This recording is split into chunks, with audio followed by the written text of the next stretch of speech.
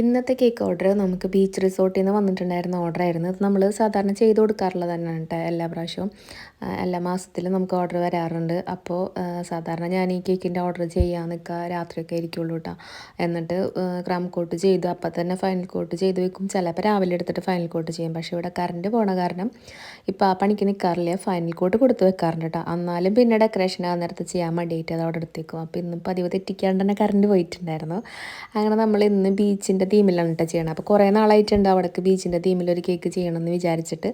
അപ്പോൾ പതിവ് പോലെ തന്നെ കറണ്ട് പോയിട്ട് നമ്മൾ ഡെക്കറേഷൻ ചെയ്തുകൊണ്ടിരിക്കുന്ന നേരത്ത് കേക്കിനെ പിന്നെ നമ്മൾ പുറത്തേക്ക് കൊണ്ടുപോയിട്ട് വീഡിയോ എടുക്കാമെന്ന് വിചാരിച്ചിട്ടുണ്ടെങ്കിൽ നമ്മൾ കേക്ക് അവിടെ തന്നെ വെച്ചിട്ട് വല്ല ക്രീമോ എന്തെങ്കിലും എടുക്കാൻ വേണ്ടി അകത്തേക്ക് വന്നിട്ടുണ്ടെങ്കിൽ വല്ല കാക്കിയ പൂച്ചൊക്കെ ഇതിൽ മാന്തും. അപ്പോൾ അതുകൊണ്ട് ആ പണിക്കും പോയില്ല കേട്ടോ. അല്ലാന്നുണ്ടെങ്കിൽ കേക്കും പൊക്കി വലിച്ച് നമ്മളിങ്ങനെ അകത്തേക്ക് വരണം, പിന്നെ ഓരോ സാധനങ്ങളെടുത്ത് വീണ്ടും പുറത്തേക്ക് പോകുമ്പോൾ കേക്കും കൊണ്ട് പോകണം. അങ്ങനെ നല്ല മെനക്കെടുന്നു കേട്ടോ. അപ്പോൾ അതുകൊണ്ട് തന്നെ ആ പണിക്ക് നിന്നില്ല. കറണ്ട് വരുന്നു വിചാരിച്ച് ഞാനിങ്ങനെ ഡെക്കറേഷൻ ചെയ്തുകൊണ്ടിരുന്ന് കറണ്ട് വന്നില്ല കേട്ടോ. എല്ലാം കഴിഞ്ഞ് ഫോട്ടോ എടുക്കൽ കഴിഞ്ഞപ്പോഴാണ് കറണ്ട് വരുന്നത്. ഓഷ്യൻ ഗ്രീനാണ് കേട്ടോ നമ്മൾ കളർ കൊടുത്തത്. അപ്പോൾ കുറച്ച് ഡാർക്കായിട്ടും പിന്നെ കുറച്ച് ലൈറ്റായിട്ടും കൊടുത്തു. ബ്ലൂവും ഗ്രീനും കൂടെ മിക്സ് ചെയ്തിട്ടാണ് കേട്ടോ കളർ കിട്ടിയിട്ടുണ്ടായിരുന്നത്. അപ്പോൾ ആദ്യം നമ്മളിതുപോലെ ഇങ്ങനെ വേവ്സ് വരച്ച് കൊടുത്തപ്പോൾ വല്ലാത്ത വേവ്സായി ഭയങ്കര കുഞ്ഞു കുഞ്ഞായിട്ട് വന്ന്. അപ്പോൾ ഞാൻ ഒന്നും കൂടി അത് മാറ്റിയിട്ട് ഇതുപോലെ ഇങ്ങനെ വരച്ച് കൊടുത്തിട്ടുണ്ട്. പിന്നെ ഞാൻ ജനലൊക്കെ ഒന്ന് ഓപ്പൺ ആക്കി ഇട്ടിട്ട് അപ്പോൾ പിന്നെ വലിയ കുഴപ്പമില്ലാത്ത ലൈറ്റൊക്കെ ആയിട്ട് ഇങ്ങനെ കിട്ടിയിട്ടുണ്ടായിരുന്നു. നേരത്തെ ഒരു മഞ്ഞ കളർന്ന ലൈറ്റ് ആയിരുന്നു. ഇവിടെ ഞങ്ങൾ വില്ലയിൽ താമസിക്കുന്നതുകൊണ്ട് തന്നെ അടുത്തടുത്തൊക്കെ വീടുകളാണ്. അപ്പോൾ നമ്മുടെ കിച്ചണിലേക്കൊന്നും തീരെ ലൈറ്റ് കിട്ടില്ല. അടുത്ത വീട്ടിലത്തെ ചുമരം ഇങ്ങനെ നിൽക്കല്ലേ. അപ്പോൾ അതുകൊണ്ട് നമുക്ക് വല്ലാണ്ട് ലൈറ്റൊന്നും കിട്ടില്ല കേട്ടോ.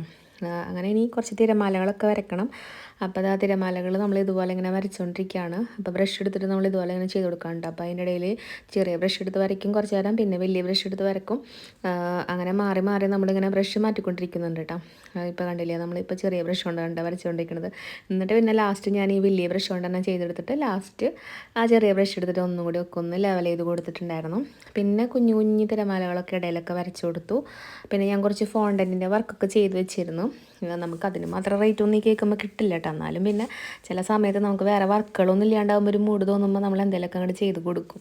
പിന്നെ ചെറിയൊരു കഷ്ണമല്ലേ വേണ്ടല്ലോ എന്ന് വിചാരിച്ചിട്ട് ഞാൻ കുറച്ച് ഫോണ്ടൻ്റ് വർക്കും എല്ലാം ചെയ്ത് കൊടുത്തിട്ടുണ്ടായിരുന്നു കേട്ടോ.